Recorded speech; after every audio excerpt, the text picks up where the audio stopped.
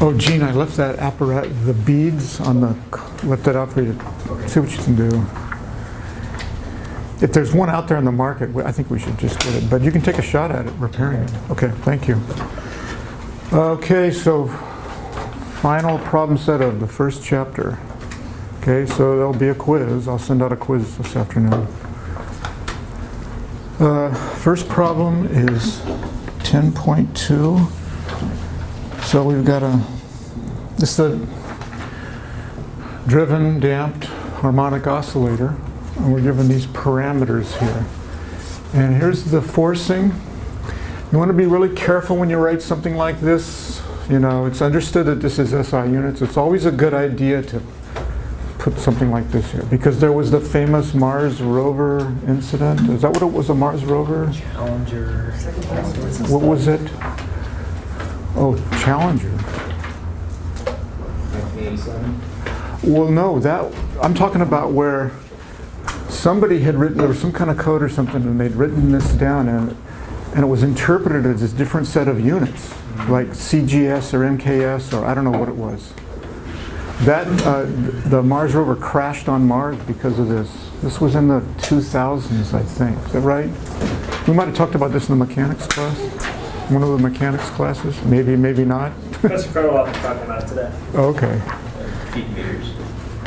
Pardon me? It's a feet to meters conversion. Feet to meters thing? Yeah. So you always want to, you know, it's always just, all you have to do is write this. And that means, okay, this is going to be in newtons, and that's going to be in radians per second. Okay, so the way physicists solve this, they would look at the solution for the displacement or the velocity and plug all these numbers in. We have a much easier way of doing it. It's with the impedance, okay, and it's not a huge difference right here, but as the acoustic sequence goes on, you'll see that it's better and better to use impedance. And it's not just for calculational purposes, it's for conceptual purposes too. So here's what we do. We know that the velocity amplitude is going to be the force amplitude divided by the amplitude of the impedance, right? So here's the impedance, here's the amplitude of the impedance. So by now this should look pretty familiar to you, right? And the impedance is this, and we have everything we need here to calculate the impedance. So I shoved it in, everything in SI units, and I get a number, okay? So I take the force amplitude and divide it by this impedance, and that immediately, that tells me the velocity amplitude, the peak velocity amplitude. How do we get the displacement amplitude? Always in simple harmonic motion. The peak velocity is omega times the peak displacement. So we can get the peak displacement amplitude. The power dissipated, this is really easy to remember. It's I squared R losses. Think of the resistor.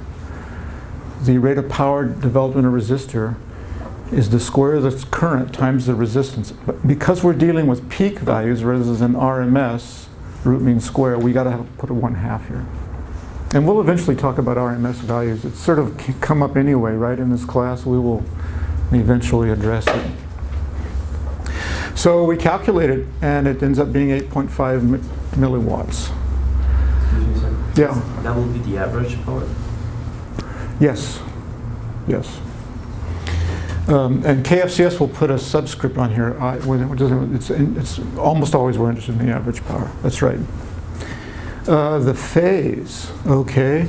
This is the angle that the phase, the velocity, lags the force.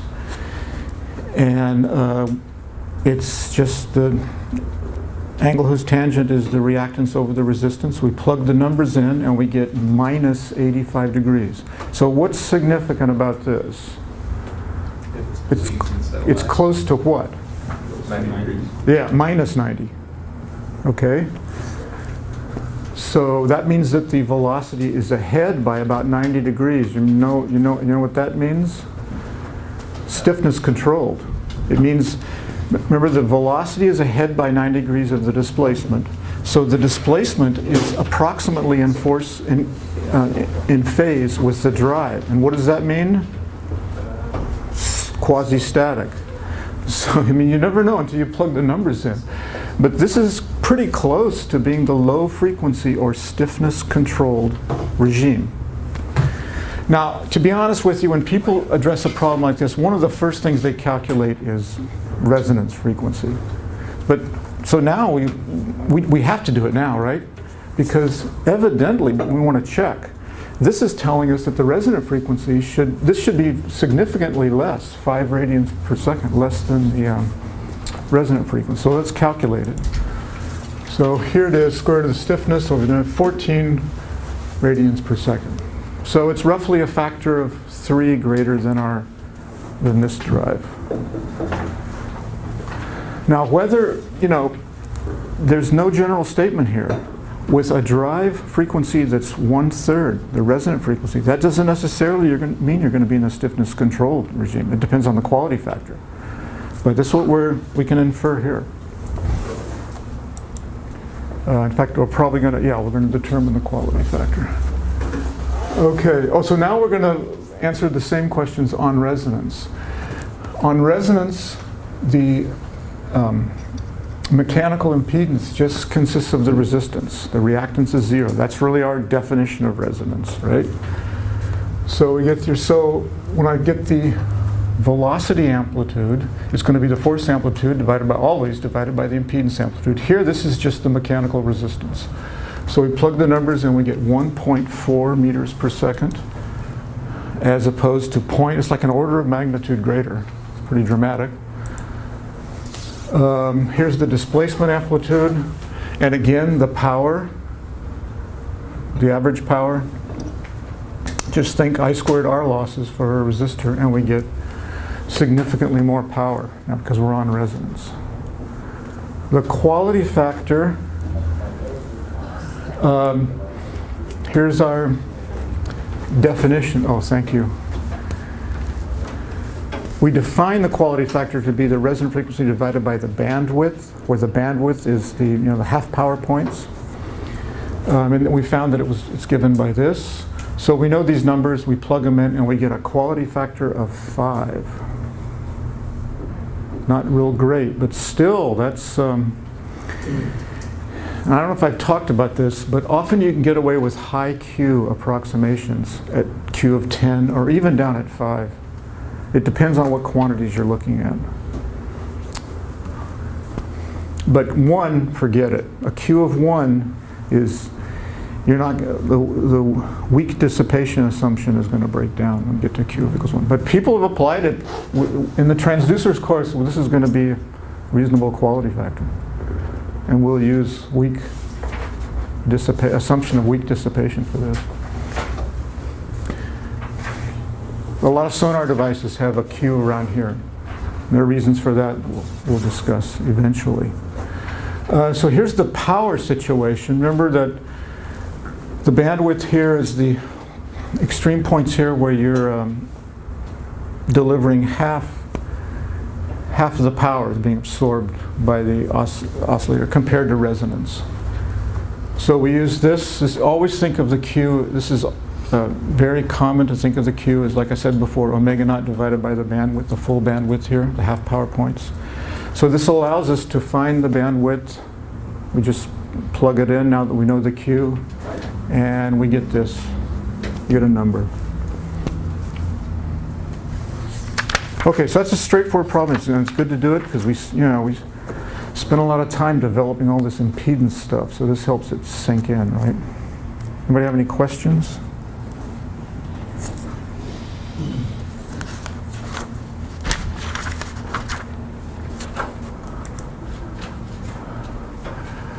Okay, the next one. Sorry. Yes.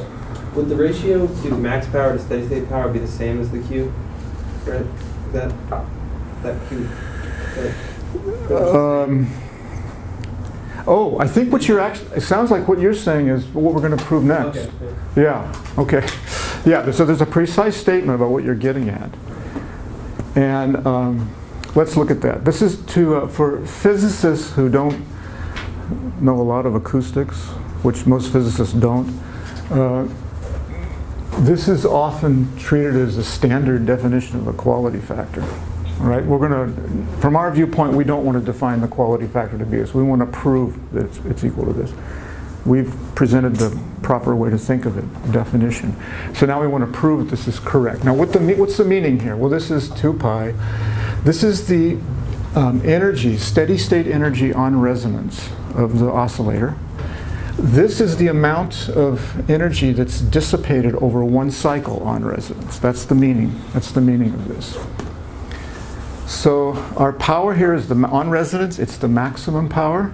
And how do you remember this? I don't think I've talked about this particular one, but this is easy to remember. Does anybody see it? It's very similar to I squared R. V squared over R, right. You can take I squared R and convert it into V squared over R by Ohm's law. And most, it's really simple, right? So you don't have to look this up. This is the appropriate expression we want to use here. Okay, so what's the energy dissipated over one cycle? Well, it's this maximum power times the period, the rate that power is being dumped in times one period. And that gives us an expression here. I convert to omega naught. We can clean it up a little bit. So here's delta E. What's the energy on resonance? Well, we have two simple ways of looking at it. The maximum potential energy, the maximum kinetic energy. They're going to be equal. And what do I do with this? Well, I'm going to substitute what U is. It's the force divided by the impedance. And on resonance, that impedance is just the mechanical resistance. So that's what I've done here. Here's the 1/2. I got to square it. I've replaced the impedance here with just the resistance because we're on resonance. And now you simply take this expression and put it underneath this one, and boom, you get Q over 2 pi. So this is the standard statement here. The textbook states it a little bit differently, that it's 2 pi times this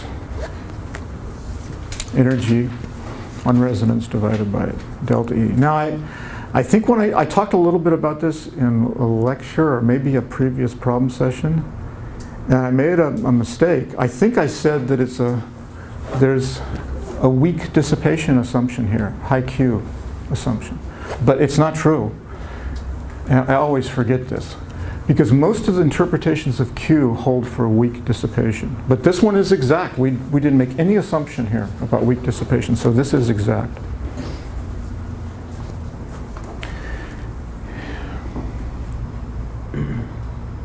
And there's a lot of different interpretations of Q. Did I talk to you guys about Q amplification?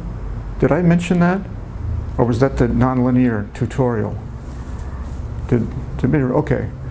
Well, I can't get into it now. But there's my favorite you haven't seen. And I've never seen any book. Some professor told it to me when I was a graduate student. And it's a great interpretation of Q. So if you're interested, drop by my office or contact me if you're a distance learning student. Okay, any questions about that one?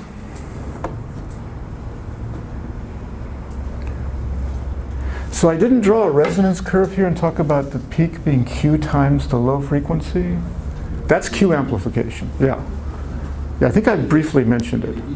Yeah, and I used that, that's just great. I've used that before a number of times. Yeah, so I mentioned it.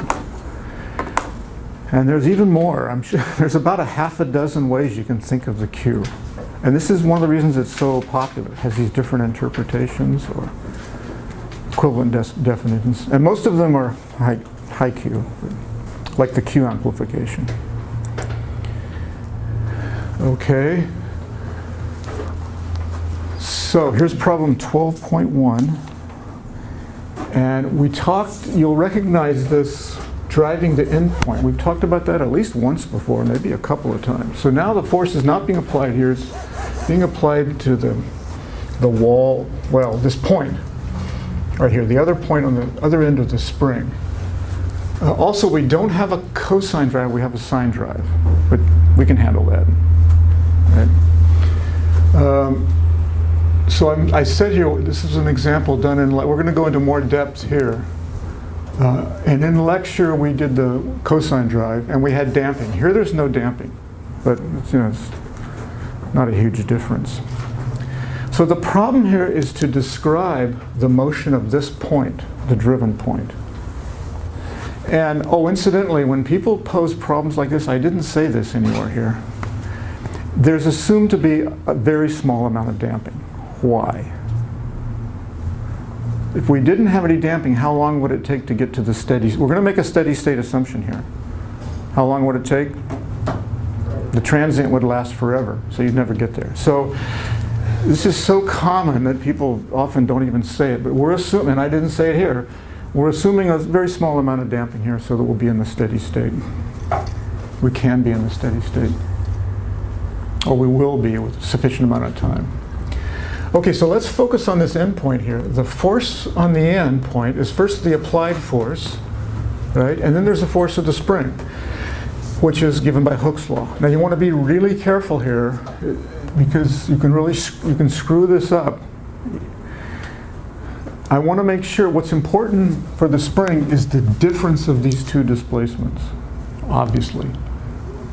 That's going to tell us how much the spring, I'm with a spring constant, how much it stretches or compresses. And we want to be careful about the sign here. So when xm, this is the displacement of the mass m here, when it is greater than x, we're stretching the spring and the force will be positive. So you can see that when xm is greater than x, we get positive. So I do this all the time. Just check the sign here. Because being off by a sign this early on, it can cause trouble.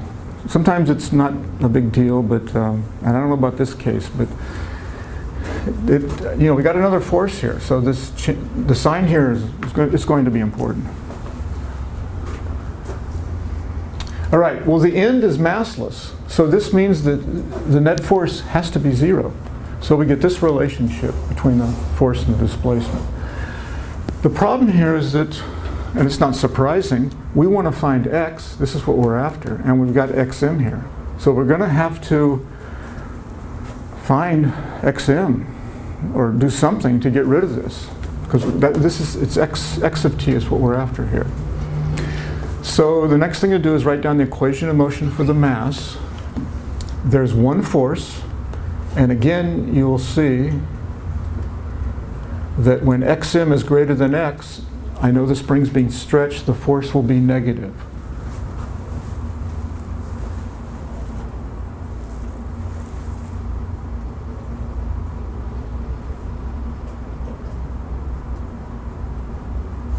Right, so this is going to be, that's why I have a minus sign there. The force will be negative. And by Newton's second law, that'll be the mass times the acceleration. In the steady state, we have to have this. We have to have simple harmonic motion of the drive frequency in the steady state. A number of people have been grappling with this, okay, but you'll get used to it. This has got to be true. The steady state settles into the same frequency as the drive. Very plausible. So we can substitute for the acceleration. One way of doing, there's different ways of doing this problem, which is typically the case in problems. We can substitute this expression for the acceleration here. And now we get one equation that's where we can solve for xm in terms of x. And then we can plug that back into here. Okay, this is tedious. There's probably, maybe a little easier way of doing this, but that's not the point. The point is on the next page, as you will see. Okay, so just bear with me here. We'll eventually get there. So we found, so we can solve this for xm, then we can substitute back into here and solve for x. So you can go through the algebra, and a word of advice, let's see, in this case, you want to make things look simple. Well, in this case it's pretty straightforward. Yeah, so that's all I've done. You can go through the algebra here, and we find that this is the displacement.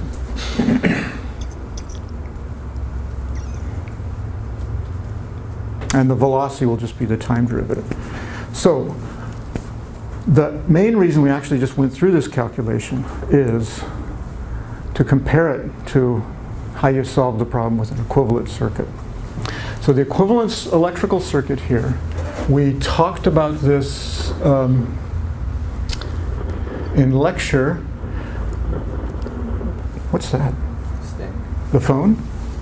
Wow, weird. Okay, so we had a resistor in lecture when we talked about the boundary-driven case. So if you guys are weak on this, you want to go back and look at the notes. This is the equivalent circuit we came up with because we have two velocities. So there were going to be two currents. We need a multi-loop circuit here. And we made an argument about the voltage being the same across these two. So I've just taken that circuit and removed the resistor. The resistor was here, the RC combination. Okay. And we're taking the sine drive here. That's no problem. Now, there are different ways you can handle this sine. One way, I don't know if we've done this before. I'm going to take the force, or voltage here, to be minus I times F times, why do I do that? Because, can you do this in your head? If you take the real part of this, because of the minus I there, you're going to get the sine of omega t rather than the cosine of omega t. So this is a standard trick. What's an alternative to that? What if we chose just to take f e to the I omega t? Then what would we do later on with our solution to find the real solution? We take the imaginary part of the solution. See, here we're going to take the real part of this. Here it is. The real part of this is our drive. But we could have just as easily stuck with the f e to the I omega t and then take the imaginary part to get our solution. So either way, they're mathematically equivalent. So now, we're trying to find this u here. From that, we can get the displacement or charge. This is a current. I've mixed the notation here, but this is common. I'm thinking of this as a current, but it corresponds to the velocity of our mechanical system. So if I want to find this, in an electrical circuit, how do I find this current here? Well, most people know how to do this. We've talked about it before, and you're going to get more and more used to this. This drive sees a certain equivalent impedance here. Once you know that impedance, you can get the current. It's just the voltage divided by the impedance. It's just generalized kind of Ohm's law sort of thing, complex Ohm's law thing for different circuit elements. So we have to find the equivalent impedance, the impedance seen by the drive here. And elements in parallel add reciprocally. So 1 over the simplest way to write it, a typical way of writing it is 1 over the impedance seen by the drive here is 1 over this impedance plus 1 over that impedance. So this is the impedance of the capacitor. This is the impedance of the inductor.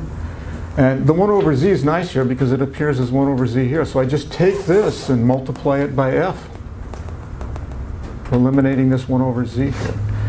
And then we have a little bit of arithmetic to go through here, or algebra, whatever you want to call it. And here's where you want to think a little bit, okay? You'll see this s and this m here.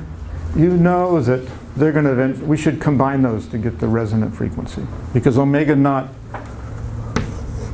is the square root of s over m, right? So, or we do that whether or not it's the resonant frequency. Okay, we'll just define this quantity because it's going to make things look a lot simpler. So I go along here and eventually, whoops, I did it. Going from here to here, you see that so I still have an s here, but it's just the answer is cleaner here in this term right here to use the quantity omega naught squared that I get from there. So finally we take the real part, okay, because of our initial construction here, and we get this, and if you stare at that and compare it to this, they're the same. They're the same. So, what's the point here? This is a lot easier and a lot more fun than going through Newton's laws. This is painful. You have to be careful here. And this is usually the case. Circuit has to be really simple for Newton's laws to be about the same or roughly the same as the equivalent electrical circuit approach. So you don't have to get real complicated before it's substantially easier to use the electrical circuit approach. And when it gets complicated, there's just no question about it. Like in sonar systems, you don't want to look at them mechanically. It'd be a nightmare trying to solve it. Okay, any questions about that one? Now, I lied. I thought we were going to do, here's another equivalent circuit. I thought we were going to look at special cases to confirm an equivalent circuit. You may remember I mentioned that in lecture. You know, you can let, for example, this can be 0 or infinite, or this 0 or infinite, or 0 or infinite, and you can check an equivalent circuit. Well, it looks like we're not doing that. I got kind of mixed up with the next course or some other acoustics course, okay? So, but still, you can do it. And I noticed, I looked at the quiz, and the quiz has something on it there, right? So if you have any trouble with this, with these special limiting cases to check the equivalent circuit, just contact me, okay? All right, so this is kind of an interesting problem. We have this oscillator here, asymmetric. These are in general different masses with a spring connecting. So it's going to go like this, right? Oh, and we're looking at motion just in one dimension here. It can also have some translational motion of its center of mass, but we don't care about that here. We're just going to focus on the oscillatory motion. So what's the equivalent circuit here? Well, if this M were 0, we've already seen that, right? That's what we were looking at before.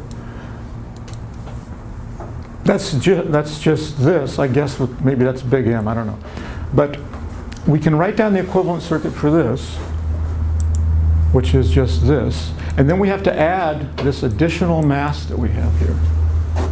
Yeah, so this one's now called capital M. We have to add this additional mass.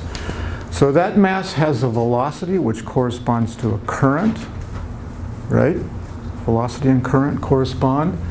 And this is our force, which corresponds to a voltage. So this is the velocity here corresponds to the current delivered by the voltage source. So we got to put it here. The current coming from here goes right through the inductor. So this is the generalization of our previous case. Previously we had little m being 0 here. So this is the equivalent circuit. What's the impedance seen by the drive? We're going to find this. We're asked to find resonance here. Well, I want to write down what the impedance is seen by the drive, and then I'm going to set the reactance equal to 0. That's resonance. So I have this electrical component, this inductor, in series with this combination. So the impedance seen by the drive is going to be I omega m, the impedance of the inductor. And then of this combination, I have to take 1 over this impedance plus 1 over that impedance, and then I have to take 1 over the whole thing, right? Because they're adding a reciprocal. So you don't want to forget this, or you'll be in trouble, and it won't make any sense because it won't be dimensionally correct. That's one problem right there. It's just incorrect. So you got to remember to do that. And now just do a little algebra here. And the impedance is purely reactive. Why is that? Is that right? Did we make a mistake? This is a really simple question. And when I don't get answers to really simple questions, I start to worry. There's no resistance in the circuit, right? So we can't, it's got to be purely reactive. There are no resistors, all right? So it's no problem, it's purely reactive. And you can see, we can from here, you can see that we get this. I've factored out the I here, set the reactance equal to 0 for resonance, so we get this. Now, how do we express this? Well, first of all, let's get rid of the denominator. That looks good. And the best thing to do here is you see that you can put it, we want it in the form of, frequency squared is stiffness over an inertia. And we can see that the inertia here, what's playing the role of inertia is 1 over this. 1 over little m plus 1 over big M. So people have encountered this before in like planetary motion of the planets. Whenever you have two different masses, like the sun and the planet, or the moon going around the Earth, What turns out to be the appropriate mass here is called the reduced mass. So this goes way back. And you can see from here, if you just look at this, stare at this, you'll see that the reduced mass is given by this. It's a quantity that we can write the frequency. I don't know why I don't have an omega naught there. We really, we understand this is the resonant frequency, right? We can write it as the square root of a stiffness, spring, over the inertia here.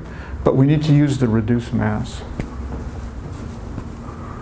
So some of you may have seen this before. It comes up in mechanics. You can check this. How would you, there are different ways you can check it. More interesting way is, what happens if these two masses are equal? I know that this is going to be the frequency of this motion is going to be the resonant frequency, right? Now what's that frequency? You want to start thinking physically about these things. Well, this is a node of the spring, so we can imagine a wall right here. So I've got a mass going back and forth on the end of a spring that is twice as stiff as the original spring. You cut a spring in half and it's twice as stiff. Because the turns stretch longer for a given displacement. So you can check that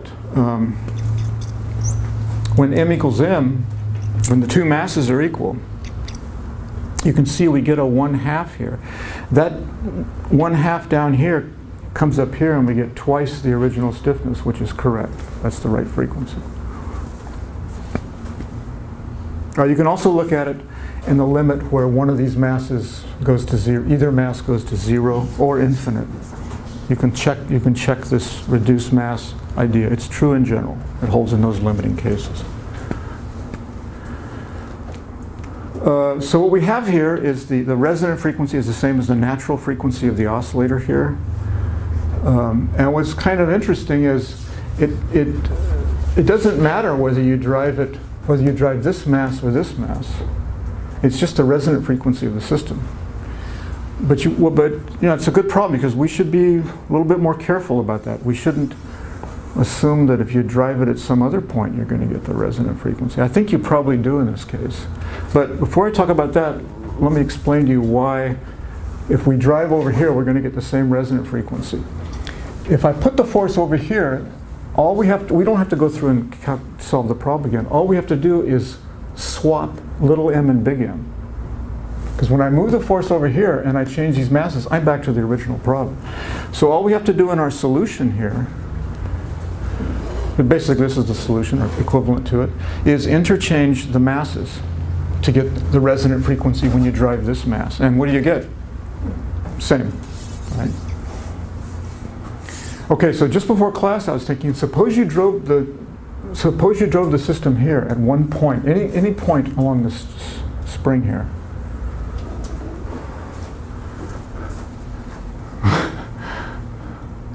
Are you going to? I suspect you'll get the same resonant frequency. Do you know how to solve that problem? Anybody have any ideas? I never thought of this before. I mean, it seems crazy, but that's what physicists do. You ratio the mass based on Pardon me? You ratio the mass based on where you get No, I don't know. So I'm going to pick any point along here, and that's going to be my drive point. I mean, your stiffness constant is going to be proportional to the length where you pick your point. Yeah, I know what you're saying. So I think you skipped over the first step. Now I haven't really thought about this, but it seems to me if I'm going to have this as a driving point, I think I better imagine two springs here. One spring over here and one spring over there. That would be what I would do. And then I would go through and you can solve the problem. You can solve it. So if anybody gets interested, do it. Let me know. It's interesting. Okay, any questions about this one?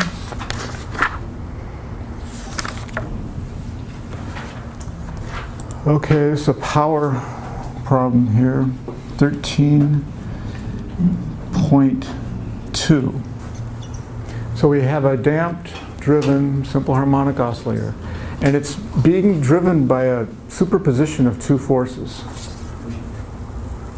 Okay, it's just a linear superposition of two forces. And we're looking at the steady state, incidentally. What's the solution, first of all?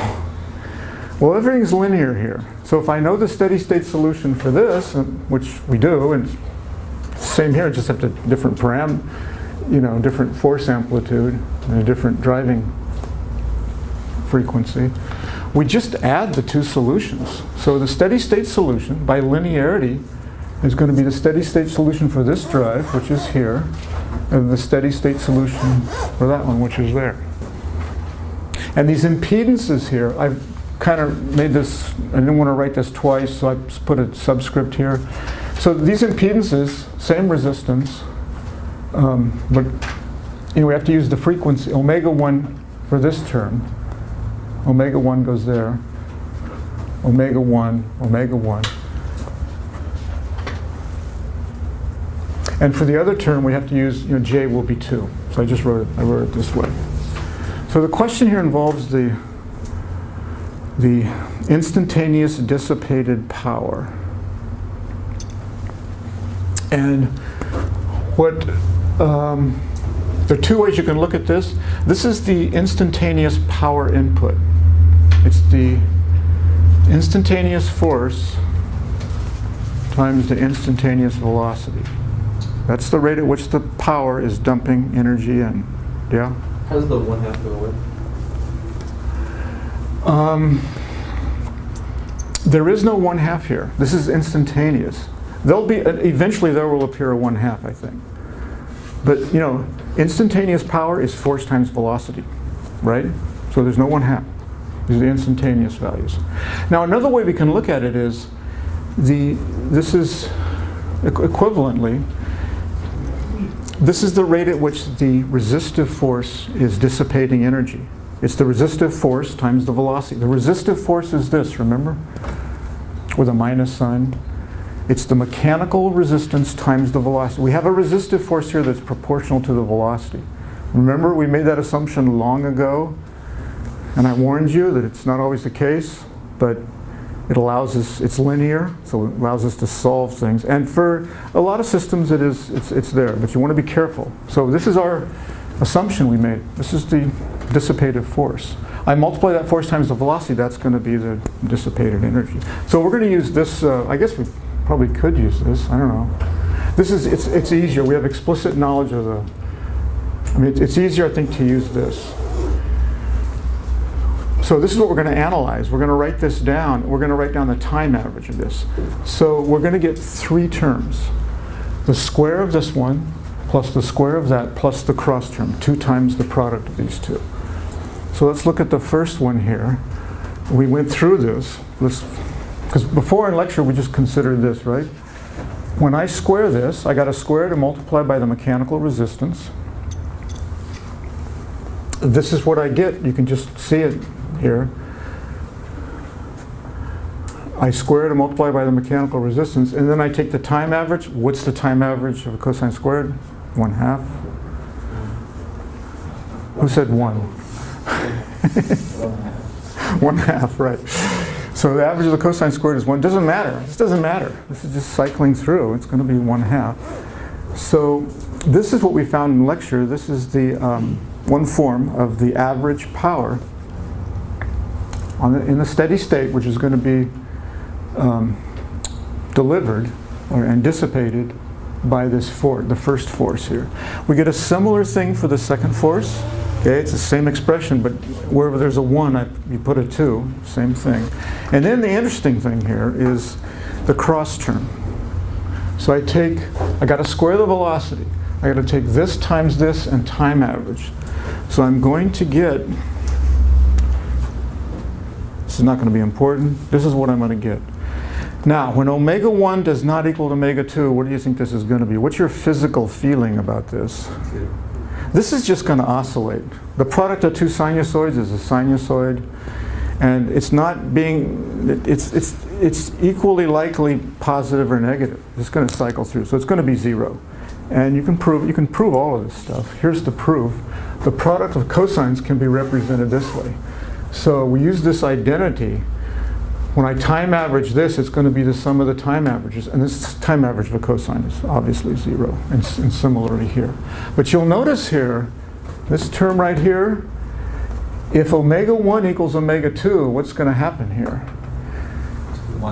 You will, you're going to get just a non-zero constant in general. The omegas will be gone. You won't have an omega t because you're taking the difference here. So you can go back and look at this if you're interested. This will be just some non-zero constant. What's the average of a constant? It's that constant. So we only get 0 here if the frequencies are different. And that's why I specifically wrote in the problem set, because KFCS, I don't think we're real clear about this. We want to consider the case omega 1 does not equal omega 2. Okay? So in the end, when you do have these two different frequencies, then it doesn't matter if their ratio is, you know, a rational number or an irrational number. It's not one of those cases. It doesn't matter. You just add the powers. But this won't be correct if omega 1 equals omega 2. You're going to have to deal with this term here. Okay, so that's just kind of an exercise. Any questions? Oh, good. So we're doing okay. All right, so here's the Fourier problem. And you probably knew this was coming, right? Many of you have been through this before. Maybe it's been a while. So you start out, you do the square wave. And then we did the, so we did that, right? So now we're doing this. What's this called? Do you guys know what this is? Sawtooth, right? Can you see a saw? Okay, so this is called a sawtooth wave. What would be the next one, the next problem? Take a wild guess. I mean, we call it a triangular wave. Okay, that's on the quiz. I had to do it. Okay, so you'll be able to do it. Okay. So they're all, you know, and it's related to this, but it's different. Okay, because here we have a discontinuity. But the amazing thing about Fourier analysis is, it just doesn't care. You know, functions that do not possess. I've never looked into this, but if anybody gets interested, let me know. Once you look into it, let me know. There are probably some functions that do not possess Fourier series expansions. Okay, but I'll bet they're really weird, really kind of weird mathematical, you know, something a mathematician would dream up. That doesn't have anything to do with reality, as we now know it. It's just a couple of centuries from now, they'll find an application. That happens. Did I tell you guys about this? Happens all the time. This happened in the past. Mathematicians do strange things. Did I give you guys that spiel? Yeah. I did? Okay, good. Thank you, Michael. So, but yeah, so if anybody, I've never looked into this. We just use the Fourier stuff. But I think it has to be a really weird function for the series not to exist. So the first thing we need to quantify. Well, how do we mathematically describe this falling? It's a straight line. So here's our, you know, x-axis. Here's our y-axis, and the equation of this line is going to be the slope plus the y-intercept. Oh, I think your generation doesn't know this word, ordinate and abscissa. Does anybody know what the? Yeah, it's amazing. I discovered this some years ago. Okay, this is the y-axis, and abscissa is the x-axis. Why would somebody invent such weird names? You want names that are independent of the variables. So, but that's just, people just don't have a problem with that anymore. And it happened from my generation to your generation. So we just call this the x-axis and the y-axis, no matter what the variables are. This could be y and this could be x, but this is still the x-axis when it turns. Okay, that's a little bit of a potential problem there, right? But anyway, that's what this means. So I had to change lab handouts some years ago because students were coming to me and asking me, what's the ordinate? And you're talking about the abscissa? What's that? Nobody knew. And of course, they wouldn't look it up. It takes too much time, right? Okay. But so I conformed. I'm not going to fight this kind of thing. Anyway, the standard equation line is the slope plus the slope times the x variable here, plus the intercept, plus the y-axis intercept. So it starts off at time t is equal to 0, it starts off at 1, and the slope here is the rise over the run. You know, it's this, which is 2, over this, which is t. So that's the slope. Minus 2 over m is the slope. All right.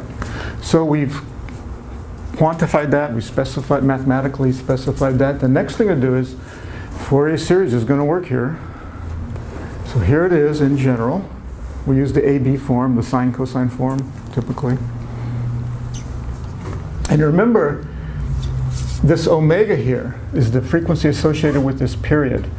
The Fourier series, because this repeats, the Fourier series will possess, in general, all harmonics of that. So it's going to be omega t, 2 omega t, 3 omega, because they're all going to repeat. They all repeat here. The fundamental is when n is equal to 1. And then the second harmonic, fundamental goes through one cycle, the second harmonic goes through 2 cycles. It'll definitely repeat, because we're only dealing with, all we need are harmonics here. But, you need an infinite number of them, technically. So, the first thing is the cosine term. So let's look at the fundamental. That's n is equal to 1. What does it look like? Well, it goes down here like this. It goes through one cycle, right? So when you see that,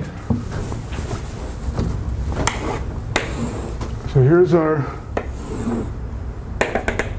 one period, okay? And by cosine wave, look, something is going to look like this, of some amplitude, doesn't matter. Oops.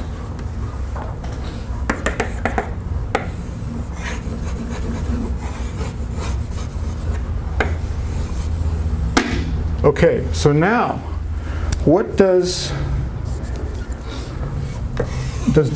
adding in this help us reproduce that signal, this curve? No, and the best way to see it, I think, is, we're going to have a Fourier integral here. To determine A, it's going to look just like this, except there's going to be a cosine there. It's got the function of interest times the cosine of omega t. Here's our function that we want to reproduce over this interval. Here's the cosine. If you multiply those two things and integrate, which is what we have to do here, what are you going to get? What's the integral of the product of an even function about here and an odd function? This is an odd function. This is an even function. 0. Yeah. The area under the curve is 0. Because you're going to get positive contributions here. It's going to be canceled by the negative contributions. It's going to exactly cancel. So the symmetry tells us that all of the A's have to be 0.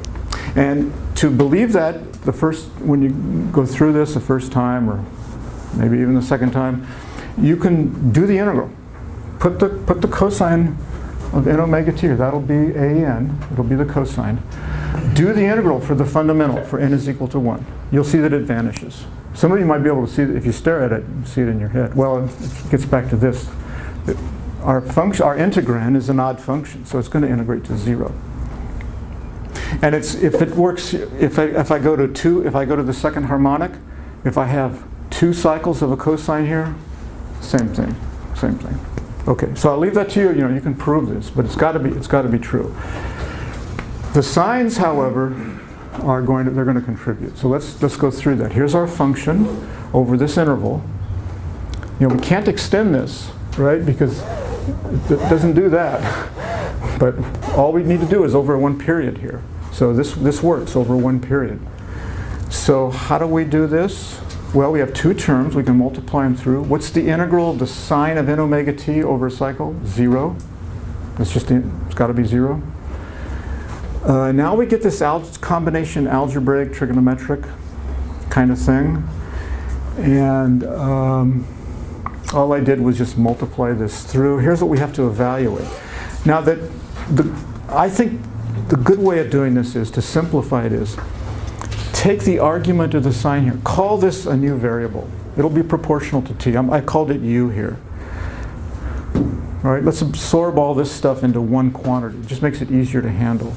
Now then, the dt here you got to turn it into a du. You have to respect the n omega here, right? But it's straightforward. Change of variables. That's what mathematicians call it, which is what it is. So I'm going to replace this with u. Replace this with its equivalent proportional to u, and this. There'll be some constants out here. And this is the integral we have to do. And by the way, when you make the change of variable, you've got to change the limit up here too. This will stay 0. This is going to change. It turns out to be 2 pi n. So you want to go through this if you haven't done this in a while. And now you can look this up, right? Or you can do it. How do you do it? Integration by parts, right? So you can see here, integration by parts. I can write this sine u du is just minus d cosine u. If I take the differential, whoops, wrong way. So I can write the sine of u, I can absorb this in the du, it becomes a cosine, then I got to put a minus sign. So we use then we'll use what I didn't write down there, which I should. So this is integration by parts. It comes from the taking the perfect differential of 2 of u times d. We can relate this integral to the integral where we swap the differential in the terms. This is integration by parts. You've all seen this. I'm just reminding you. So when you do that, you can solve this. So when you look this up, this is what's been done. We get an answer, and here we are. It's Bn. All of the harmonics contribute in this case. Now you never know. There are cases where we saw a case, where only the even or I can't remember, only the even or the odd in the square wave. So there are different possibilities here. In this case, all the a's are 0, and all of the b's are non-zero. It doesn't matter whether n is even or it's odd in this case. It just depends on the problem. And again, it's this slow kind of convergence that we saw before, this 1 over n.